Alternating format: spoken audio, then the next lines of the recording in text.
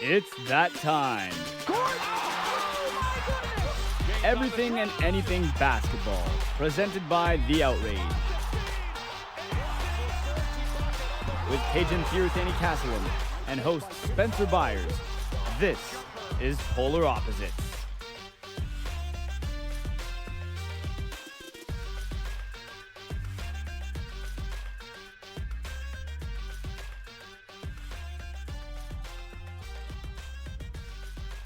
Welcome everyone back. Polar Opposites here again.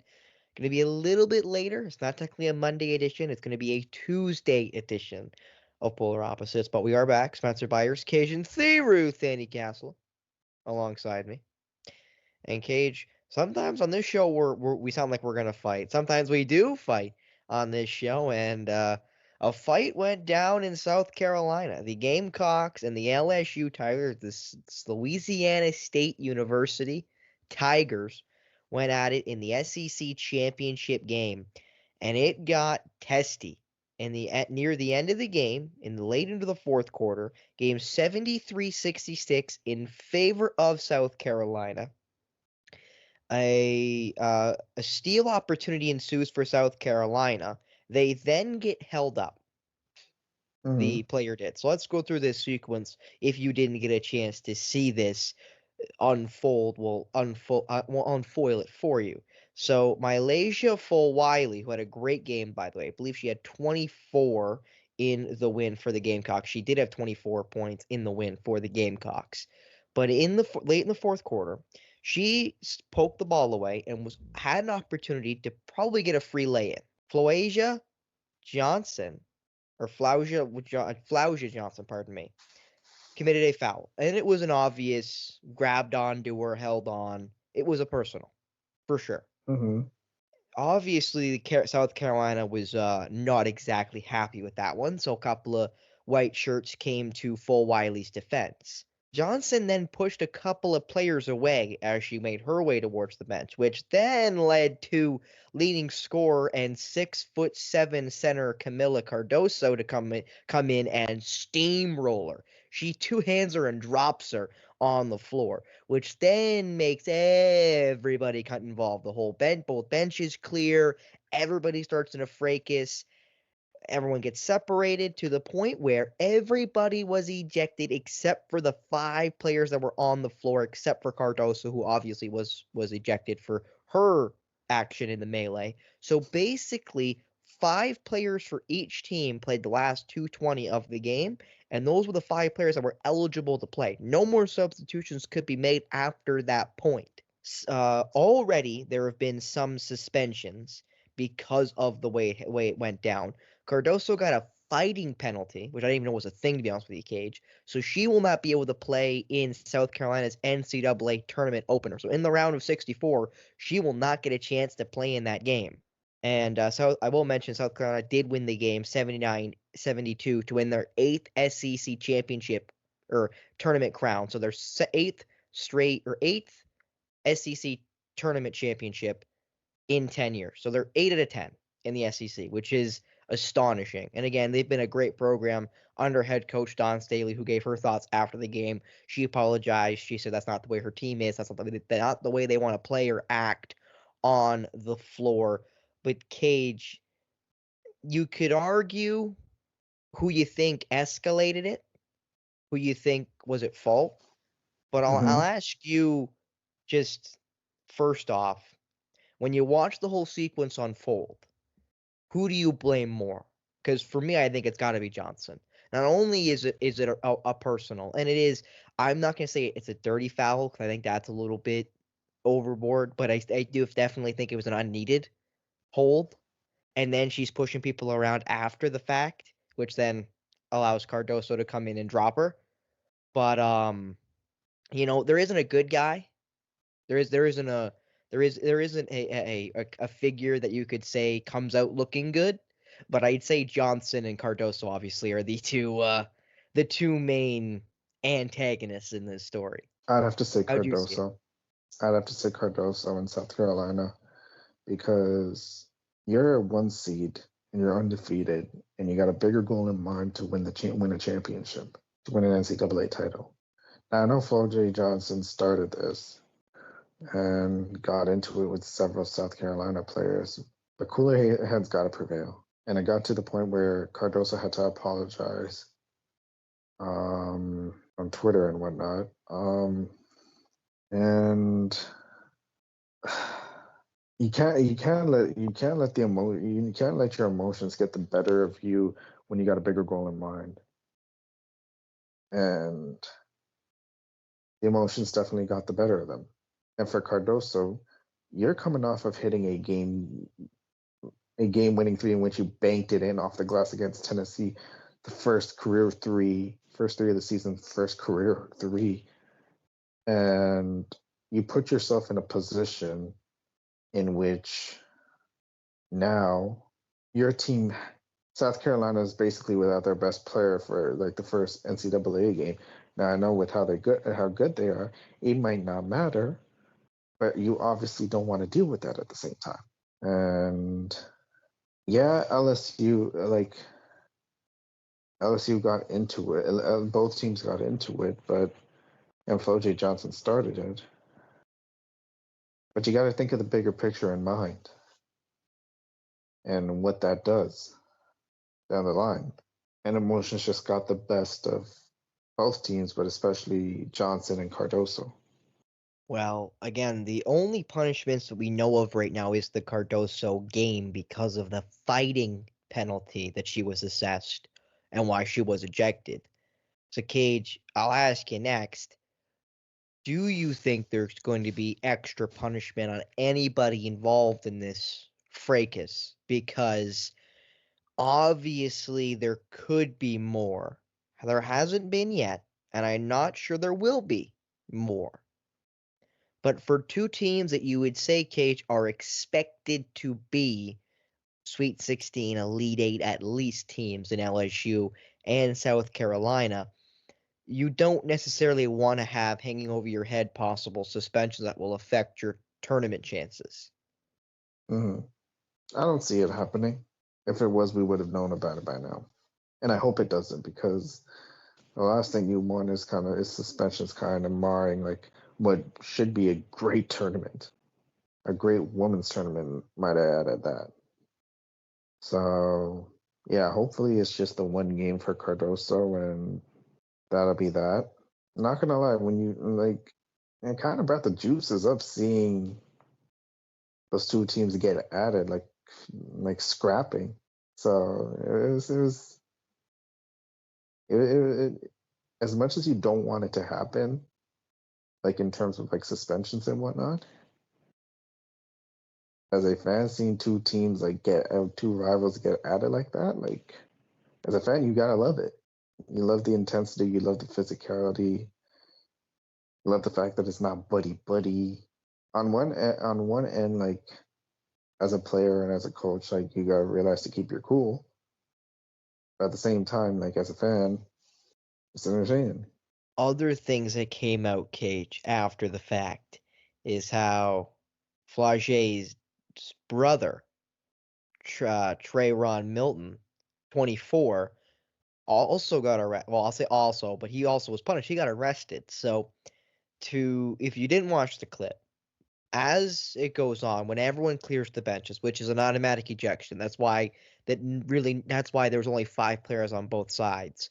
When after this altercation, is because of once you leave the bench, you're automatically ejected. That's a rule across basically all leagues that I know of, including the NBA. If you leave the bench to join in a on-court altercation, fight, whatever, you are ejected automatically, and you are subject to be suspended in the NBA.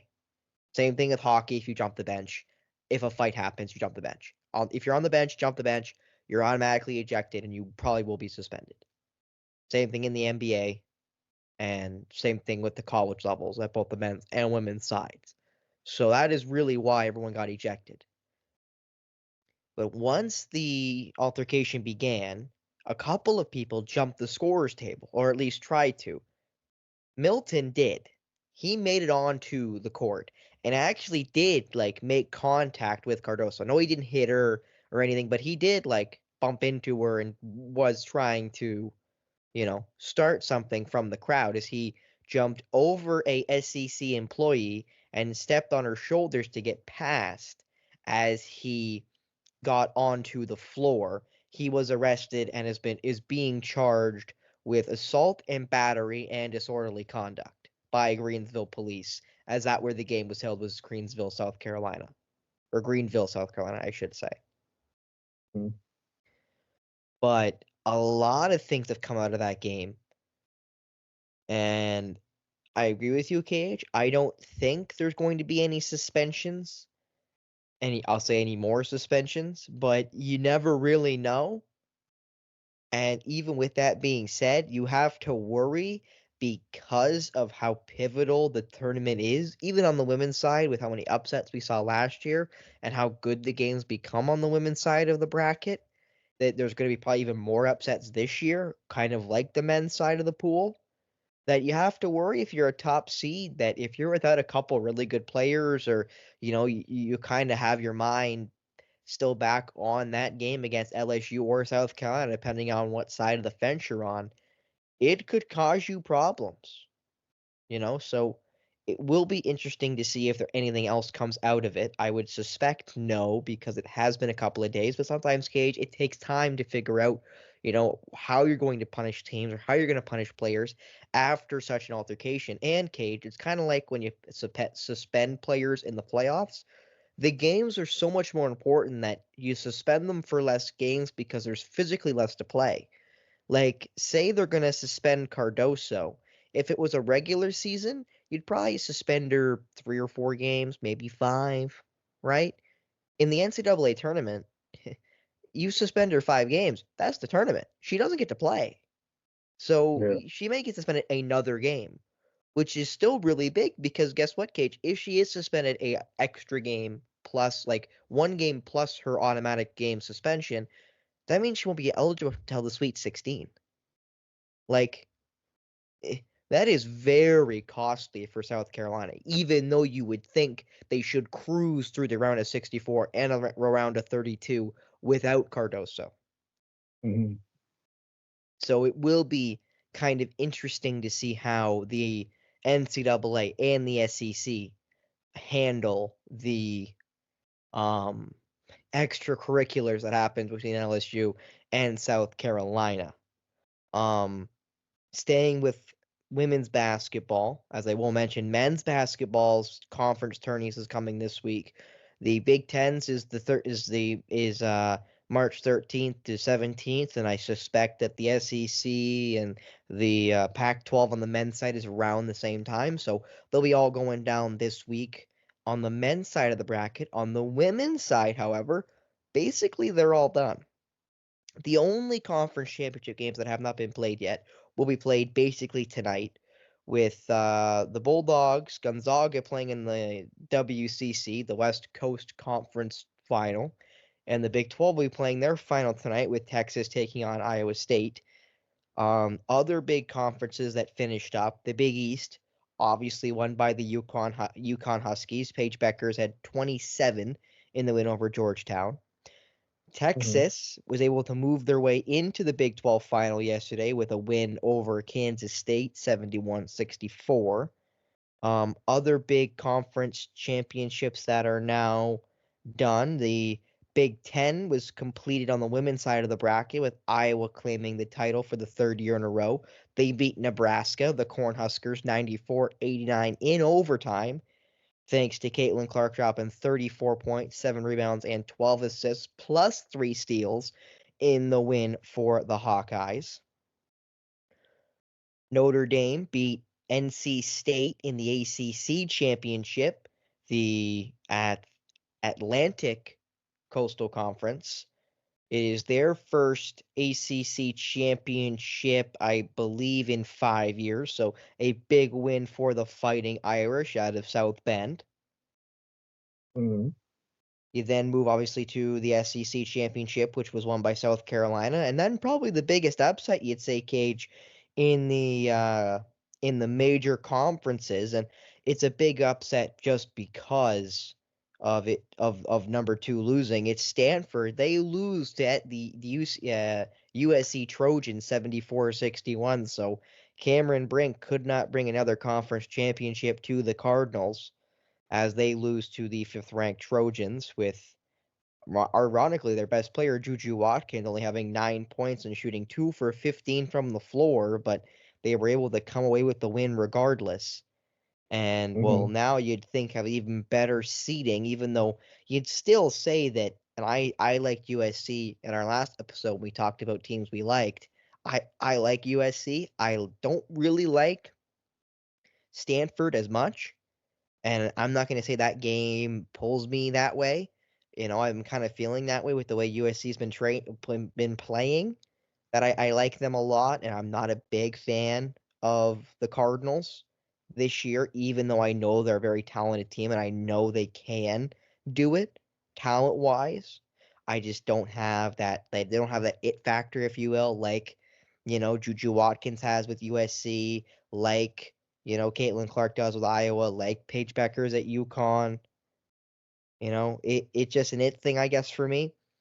And that's a big win for USC, who, again, are getting ready for themselves to have a suspected long run in the NCAA tournament that's coming up soon.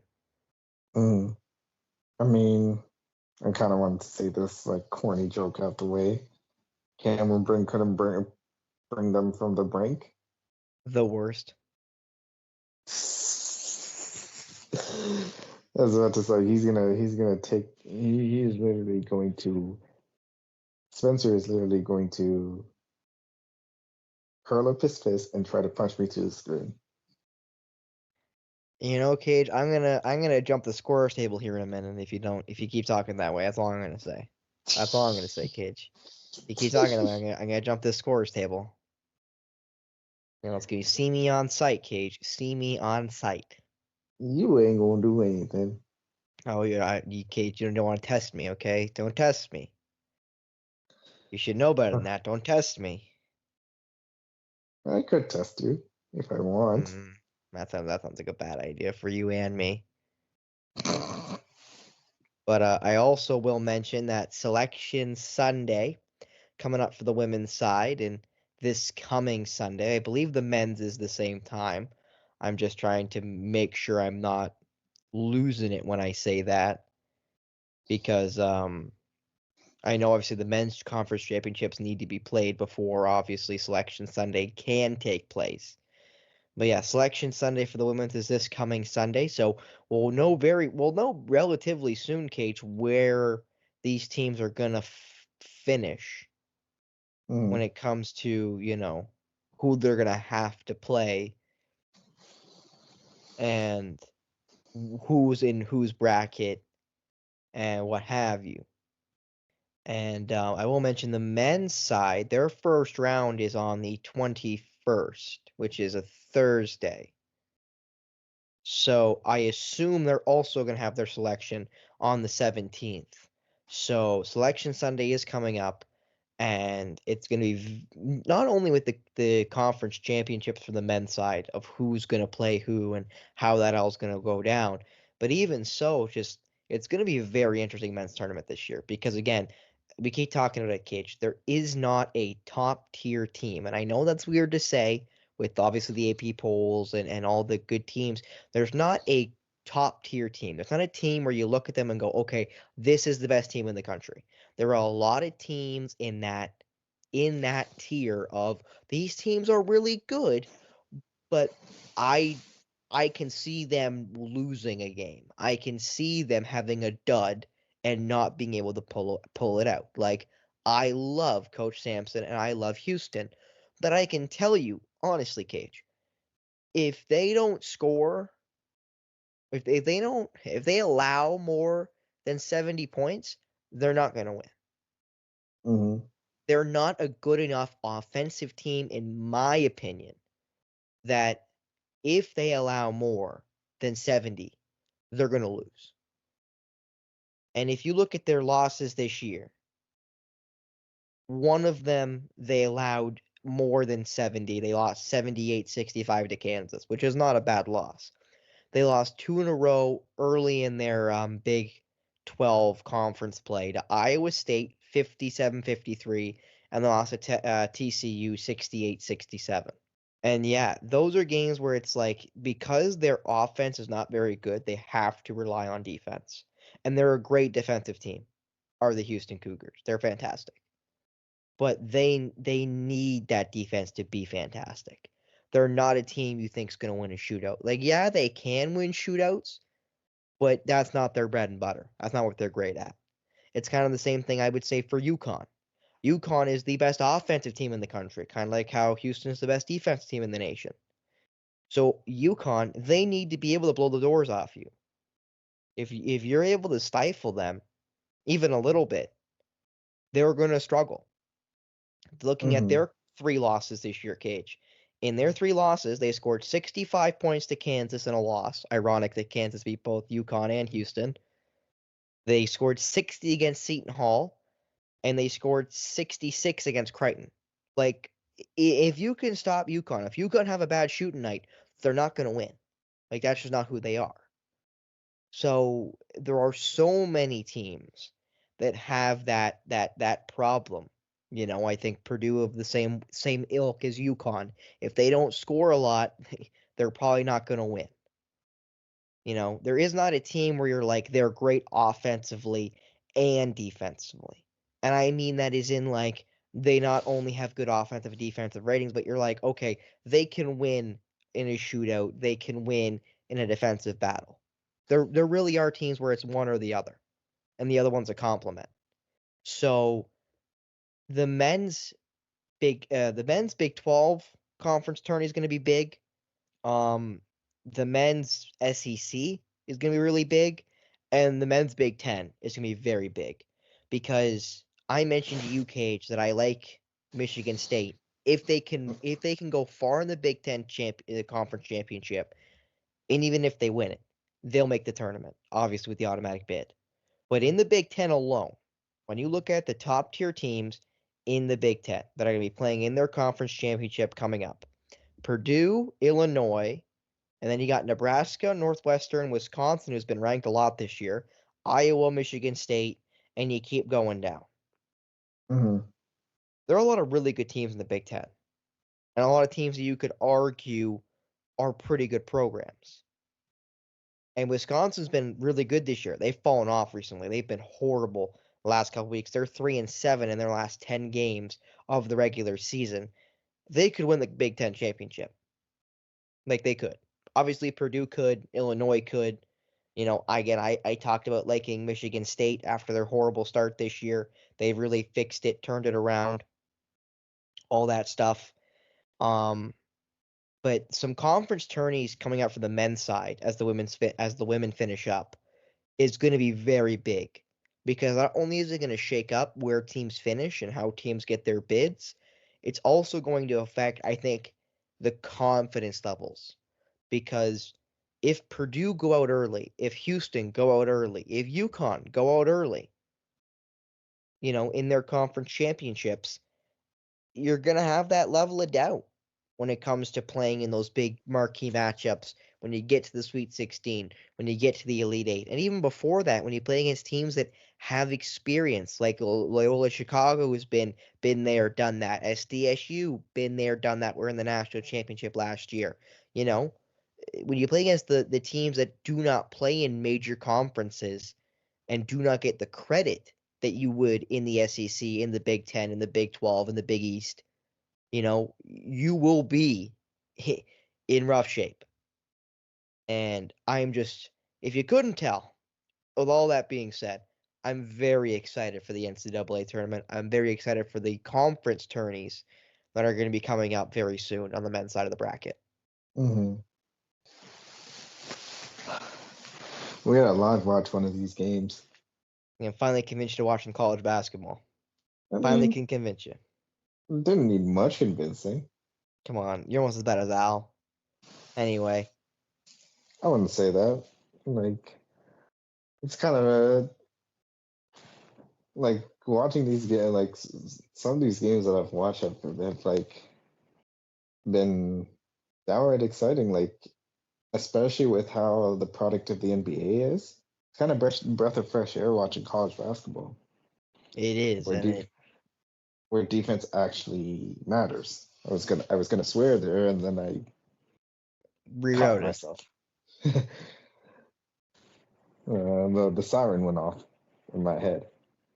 Thank goodness. You saved me some editing time. But we will only move off of the NCAA and move into the NBA because I breathed a sigh of relief for my fantasy team, Cage, Oh, because mine too. Anthony Shengun, who Alperen Şengün. Alperen Sengun, pardon me. He I went. thought you were gonna say Anthony Simons. I'm like, Simons got hurt all of a sudden. I mean, he played bad tonight in a big loss for the Portland Trailblazers against the Boston Celtics. So big dub for Boston tonight.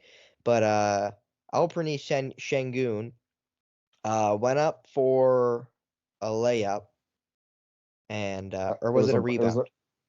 He tried to go for a block on Sabonis. Yeah, On I the couldn't fast remember if he break. was on offense or on defense, but yeah, he went for a block and on Domantas Sabonis, and kind of got tangled up, and then he never made it off the deck, Cage. He kind of got his knee kind of caught as he went down, and it did not look good. He had to be wheelchaired off the floor, and it definitely didn't look good. It's now come out as a sprained ankle and a bone bruise, so obviously not as bad as it could have been.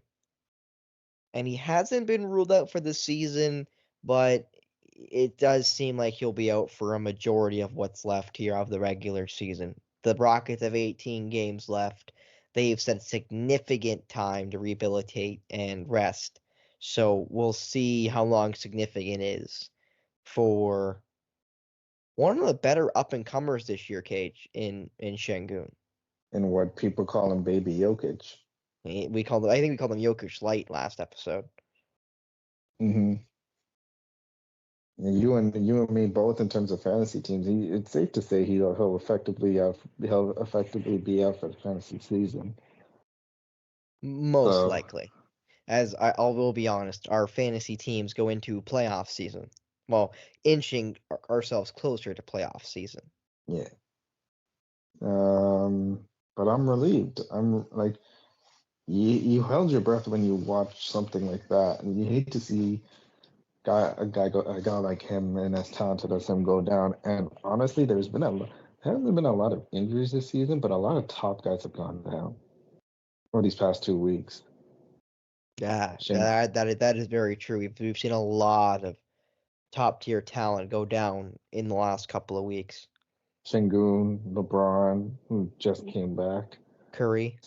Steph Curry, Karl Anthony Towns. As much as you don't like to think he's a top tier talent, I'll let it slide. I'll let it slide. I'll let it slide.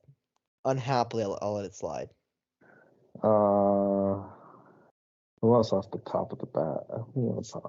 I think that's been it. Aside, Booker just came back.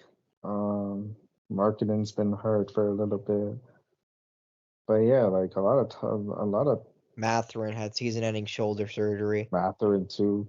Young Which is a player. I'm big not sure top player, but young player. young up and coming player. So Trae Young. Trae Young, exactly. Donovan Mitchell, Evan Mobley. I was gonna say the Cavs boys too as well. You're right. And like even from before, like even though he's kind of had the label of injury prone, but LaMelo Ball, just a lot of injuries. Just a lot of injuries to a lot of stars. Şengün was the latest victim of that, but I'm just like, it's not. It still is quite an injury to deal with with a severe ankle sprain and a bone bruise in your knee. But considering how he held his knee and had to be carted off in a wheelchair, that's easily the best case scenario. That's easily like best case scenario situation for Şengün. And I wouldn't be surprised if he's out for the year because like you do not want him to rush back, especially when there's not much to play for with them being, I believe, 5 games now back of the five play-in. 5 games back of the play-in with the Warriors just beating the Spurs. So no need to try it. Get healthy for next season, and they're going to be a year older and a year better. You'd have to hope so, but the year better. But another team, the Cage, I want to talk about because we spoke about them a lot, obviously, when they went on the historic losing streak earlier in the year. The Detroit Pistons. Because obviously they went on that long losing streak. They were arguably the worst team, maybe ever at that point. You're thinking about that conversation. And Monty Williams, we put blame on him. You specifically put a lot of blame on him with not having a consistent lineup, playing guys inconsistently, a lot of the young guys that way. I'm not going to say they've found a mix, but it seems like they've kind of found enough of a way. Because no one thought the Pistons were going to be good. No one thought the Pistons were going to be a playoff team. Nobody expected them to be this bad. But no one But they've expected been them to be better. getting just in a double-digit wins, with less than 20 games left in the NBA season. No one expected them to be 11-53, right? Like it is a level of bad that no one really expected. Mhm. And I feel like the Wizards we knew were going to be garbage, which is why the Pistons almost jumping the Wizards now after that. Was it 28 game losing streak for Detroit in the end, 28. I believe. Yep. Like it is nice to see Detroit kind of turning it around. They got a big win when you hear this yesterday against the Charlotte Hornets, another team that's been very bad this year. 114-97. Cade Cunningham had 22 points, 6 rebounds, 8 assists in the win for Detroit. Jalen Duren had a double-double with 20 points, 10 rebounds. Um, it is really good to see, you know, the uh, the team in Michigan finally being able, it feels like, to get themselves back on track and, finding their footing again. Because again, Cage, as we spoke about a lot early in the season, they really struggled. They were really bad. We can talk about how much fault lies on Monty Williams. We can talk about how much, you know, the blame falls on the players, what have you. You know, it's still, you know, a young team with a lot of really young players that a lot of us like. You and I both love a lot of their guys. So big up to Detroit for, you know, being able to get back to, even though the record looks horrible, some respectability. Yeah, exactly. And Sarah Thompson's finally getting minutes. Marcus Sasser, Jaden Ivey, Cade Cunningham, Jalen Duran. Those young guys are finally getting minutes, like with Burks and Bogdanovich finally out of the That picture in Detroit. they added Quentin Grimes in that Bogdanovich trade, so Yep. Grimes getting minutes, James Wiseman getting minutes, obviously Duran getting minutes. Simone Fontecchio playing some and running with it too. Um, so talent's starting to show. Had had a decent stretch of games. A big win against Charlotte. Um, and like Cade Cunningham played well. Duran played well. Wiseman provided a big lift off of the bench. There's some talent there. And Monty Williams has done a better job of trying to maximize the guys on the floor. And I criticized him heavy last time.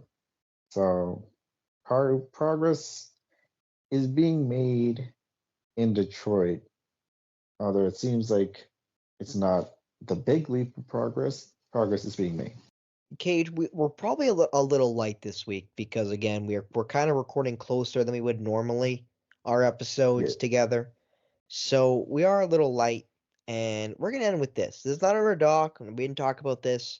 I think this is just a fun conversation to have because I have this inner dialogue a lot, and I ask this question a lot of people when we talk about MVP. Mhm. Now, when most people hear the MVP of the NBA, the NHL, the NFL, you hear, and I know the NFL doesn't have an MVP award technically, but you know, we'll digress.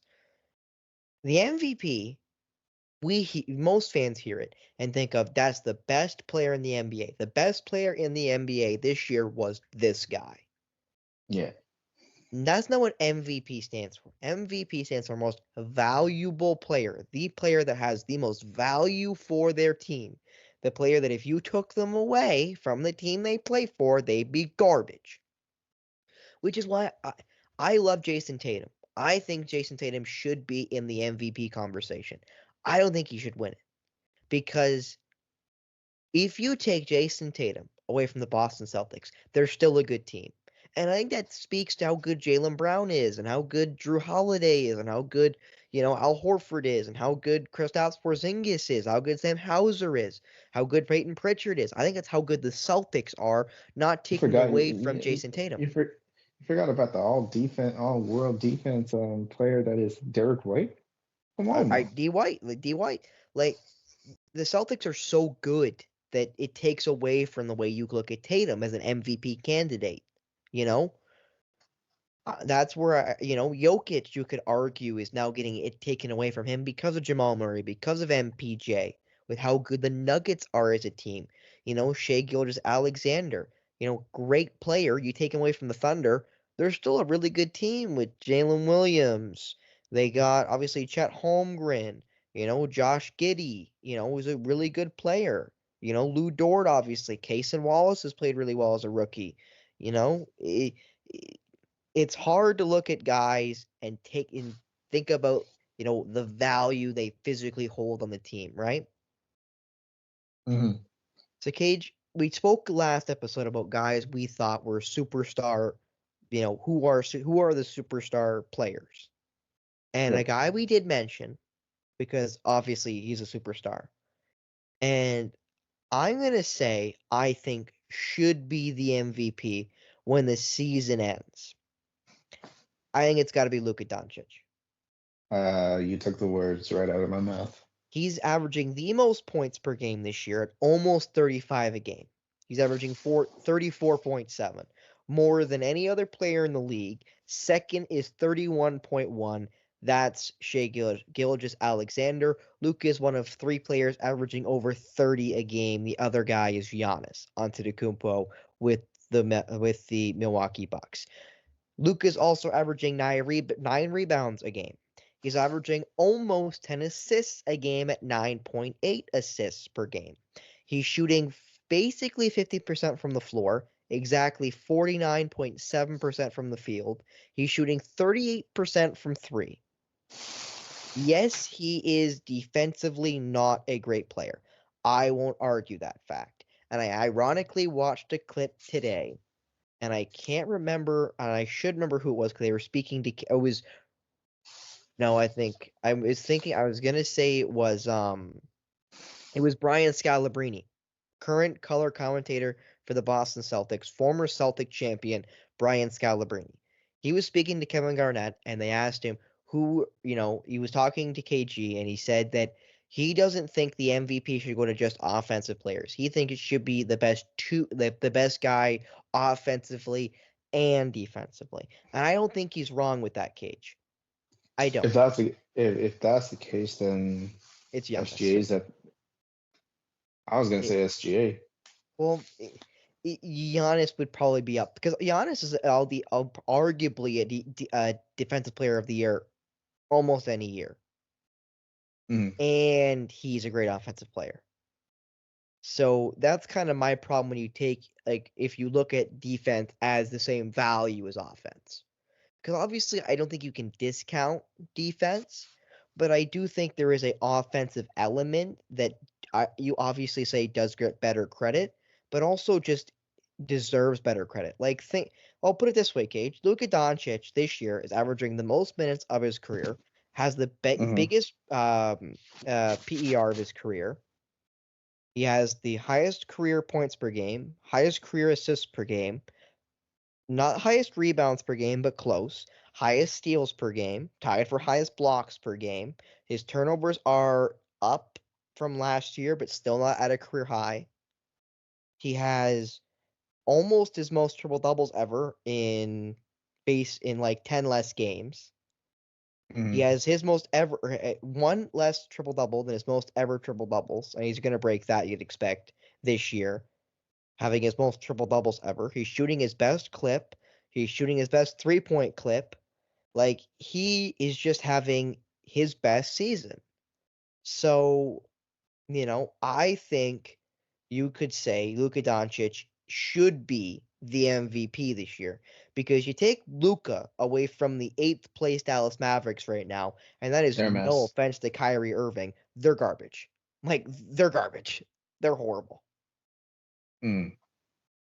And I love Nikola Jokic. You take Jokic away from the Nuggets, they're not garbage. They're not good, but they're not the worst team in the NBA.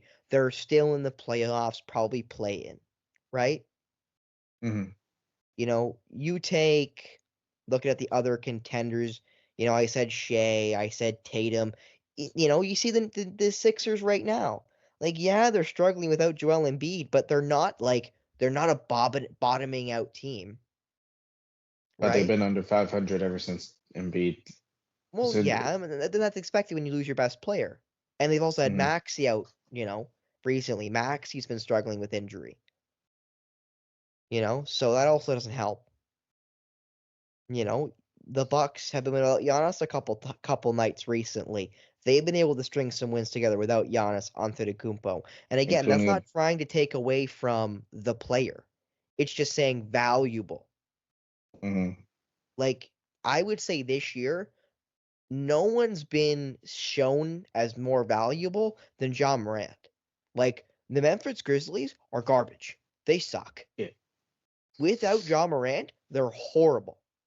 So I think you could argue, not maybe next year, but in 2 or 3 years, John Morant can get back to that all NBA, all-star level. You could argue John Morant's an MVP, because Mm-hmm. John Morant just last year had this Memphis team a top 3 seed in the NBA. Mm-hmm. They went from being a top 3 seed in the Western Conference to 13th and nowhere near the play-in, let alone the playoffs, not even in the play-in. Like, they're bad. Mm-hmm. So that's again where the valuable comes in. John Morant Well, may never be the best player in the NBA, but he may be the most valuable player in the NBA. And that's he's sometimes where I think Shaq, when he talks about the MVPs, losing them to Nash and losing them to other players, and it's like, yeah, but Shaq, we're not arguing they were better players than you. We're arguing they were more valuable to the team they played on. Because Steve Nash was the most valuable player in the NBA, because if you take him away from those Phoenix Suns, they're not that good. He's the guy. So again, I just think it's an understanding of what MVP means. mm-hmm. Like, it is like, that's why in the NFL there's an MVP and there's an offensive player of the year. Now, Yeah. you're gonna say, Spencer, what's the difference? Basically, in my opinion, archaically, without trying to get the X's and O's, the MVP is the quarterback, offensive player of the year is every other position. The MVP of the NFL is always going to be a quarterback, because it's the most important position on the field. It's the highest paid position on the field for all of those reasons. So the MVP always goes to a quarterback, unless another position just absolutely is disgusting. And then the offensive player of the year is who was the best player who was not a quarterback. Running back, tight end, wide receiver, whatever. Which this Mm-hmm. year I can't remember who won actually offensive player of the year in the NFL this year. I know the MVP was Lamar Jackson. I'm gonna say offensive player of the year was Christian McCaffrey, because it should have been, because he was gross and should have won the MVP, but again, because he plays running back, he doesn't get that credit. I think the NBA should have a kind of like what they have the defensive player of the year. For a guy that does not get the offensive credit, like a Jaren Jackson Jr. who won it last year, like Giannis, who's I believe won the award, Rudy Gobert, who might win the award again because of how good the Timberwolves have been this year, with him being the anchor of the defense. And obviously, Wembanyama and Chet will be in those, I think, conversations one day for the Defensive Player of the Year and even the MVP. I think it's trying to find that gap between great player and valuable player, and the guy that's able to, truly bring that value to the team. Because, I think you could argue, Cage, and I mean this genuinely, that Donovan Mitchell is more valuable to the Cavaliers than, Shea is to the Thunder, or, Tatum is to the Celtics. And again, that's not that Mitchell's better than Shea or Tatum. I don't think he's better. But valuable, I think you could argue. Yeah. Because the Cavs have been their best when Donovan Mitchell's been his best. And yeah, that sounds stupid when you think about it that way, because when your best player is your best player, you should be really good. But I think it's, again, Mitchell's upped his level, and that's upped the Cavs' level. And with case in point, with Garland and Mobley out of for a good chunk of the season, the Cavs actually won games and got better. And now with Mitchell out, they've kind of been scuffling. Yeah, exactly. It's for me, it's just that little bit of difference between the language we use. Yeah. Cage. So I guess you said you also agree with Doncic, and I will mention it was Christian McCaffrey who won the Offensive Player of the Year this year in the NFL, which he should have. I thought he should win the MVP again, as I mentioned. But Cage, is there anybody else you want to highlight as not necessarily the best player in the NBA, but the most valuable player on their team in the NBA? Because I think there's one more name I want to mention. I'm surprised he didn't mention Tyrese Halliburton. That's a fair one, but then actually, you know what? I think that's a really good one. I do think that's a really good one. I don't think his numbers are good enough. But if he's out, that Indiana team's a mess. Oh no, I agree. That especially now without Mathurin, but even with that Mathurin, I like Benedict Mathurin. They're nowhere near as good at Indiana without Tyrese Halliburton. If they don't have the captain of the ship, who's Tyrese Halliburton, they're nowhere near as good. And I agree with that 1,000%. But what's the other name you had? Jalen Brunson. Can you say the Knicks are a top 4 seed in the East without Jalen Brunson? You take him out of New York? I'm just saying valuable. Yeah. I think Jalen Brunson's very valuable to the Knicks. And, I know it's hard to kind of look at teams and say, take away their best player, how good are they? But I think the Knicks are another one of those teams where if you take away Jalen Brunson, and I know how much you love Julius Randle, I think they get drastically worse. And I mean, they become below 500, probably out of the play-in. Bad. And I think that's the difference.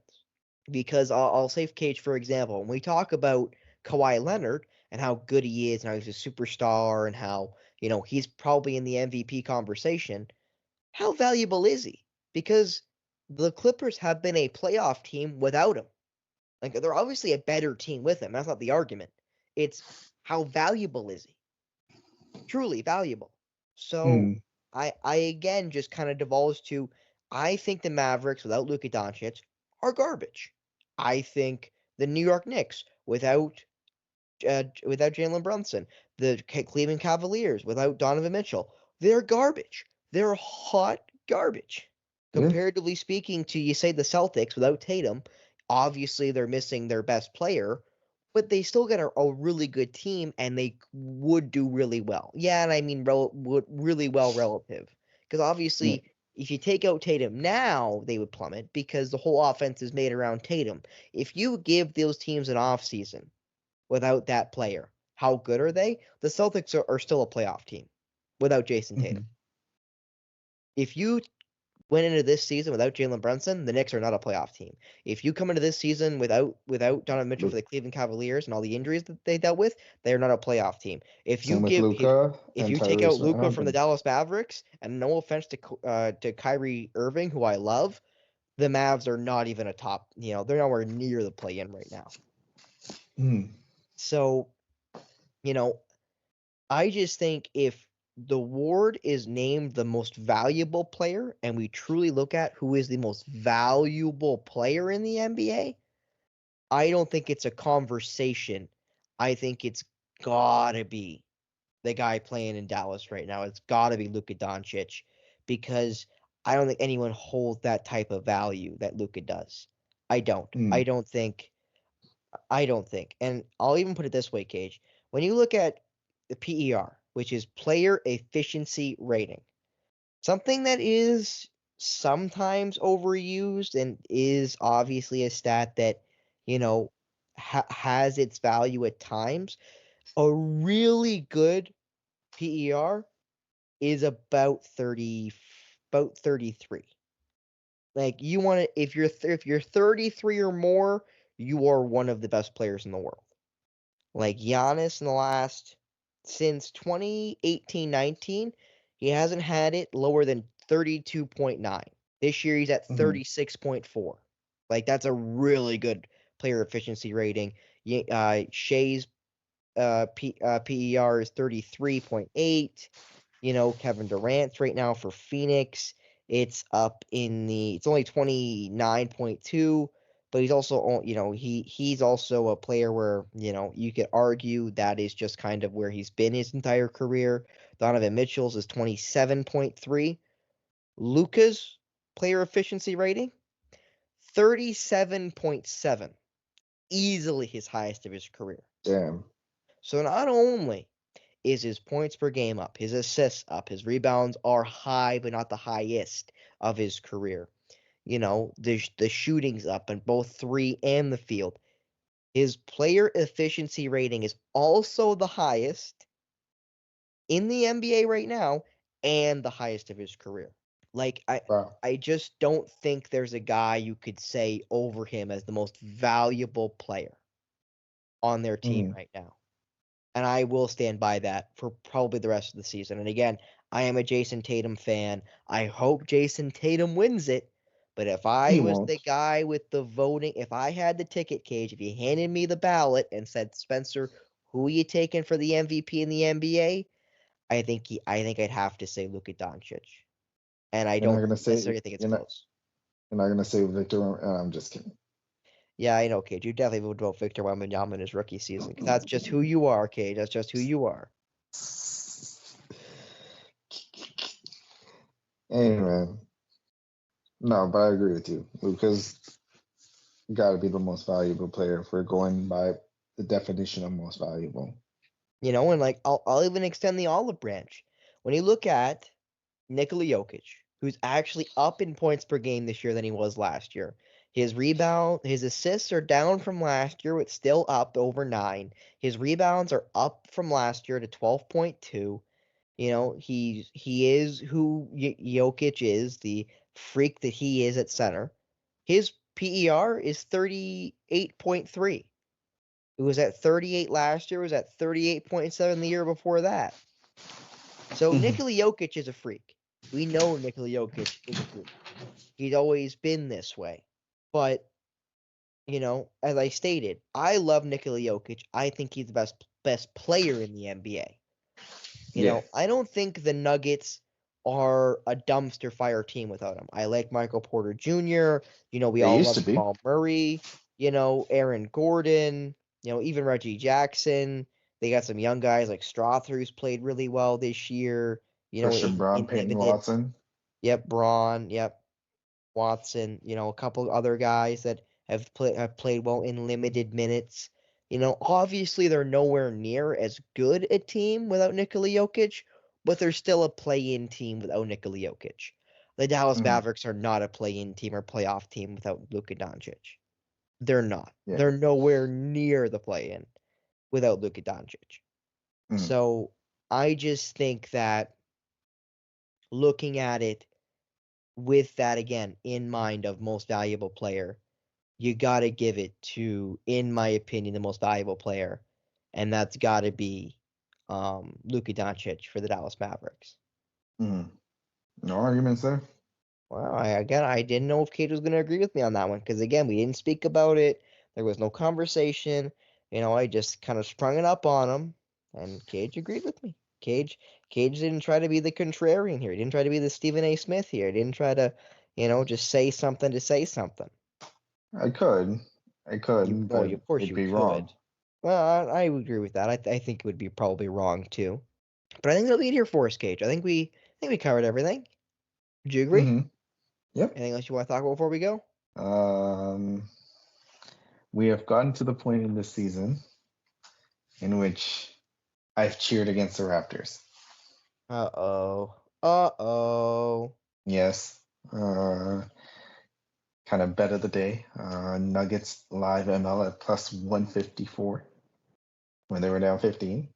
Well, they were down by Just 22 at one point. Well, I took them when they were down 15.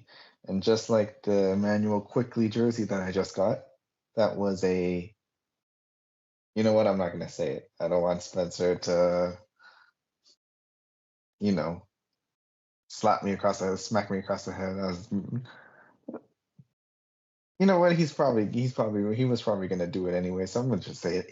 That's a high IQ take. It was a high IQ call.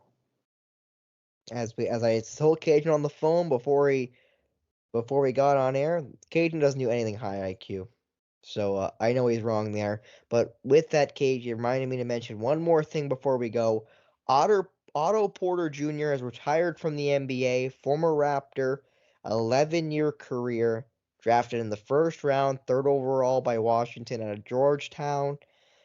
Never really lived up to that third overall billing, but did win a championship with the 2022 Golden State Warriors.